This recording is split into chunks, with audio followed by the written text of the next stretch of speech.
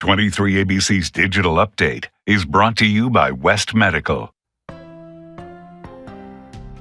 I'm Brenna Rose, and here's a look at what we're following today. The latest COVID-19 numbers released on the county dashboard saw a jump in the number of deaths from the past few days. After several days in the single digits, the county now showing 13 new deaths attributed to the coronavirus, pushing the total to 1,277. The data shows nearly 700 of those are people over the age of 65. There were also another 41 positive tests, bringing that total since the very beginning of the pandemic to 106,329.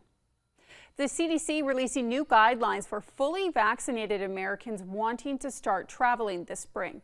People who are fully vaccinated against COVID-19 are considered to be at low risk for traveling. The CDC says those people can travel without worrying about getting sick. On top of this, that means if you are vaccinated, you don't need to quarantine after visiting a foreign country. And the Centers for Disease Control and Prevention has also issued new guidelines for Easter for those people who have already been vaccinated. If it's been 2 weeks since your second dose, you can safely gather indoors with other fully vaccinated people without wearing a mask. It's recommended those who are not yet fully vaccinated stick to their own households. They can still gather, but should do so outdoors, wearing masks and staying 6 feet apart. The Biden administration is launching a new contest in hopes of making a face mask that's comfortable yet still effective. There's $500,000 up for grabs. Some improvements the government would like to see are things, that annoy most people about wearing masks, things like foggy glasses, skin problems, and comfort. People have until April 21st to submit their ideas. You can find out more information at challenge.gov.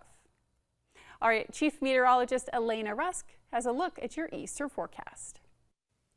Yesterday was a record breaker. We got up to 89 degrees, breaking that old record of 88, and today is looking warmer still. So I had to go with 90 for our forecast today here in Bakersfield. That's remarkable because that is the daily record, so we could match it or potentially break it.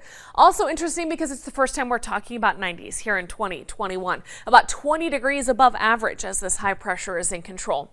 You have the 70s in the South Mountains today. That's where the valley should be, so this is warm for you as well. 80s in Kernville and Isabella and down into many desert locations.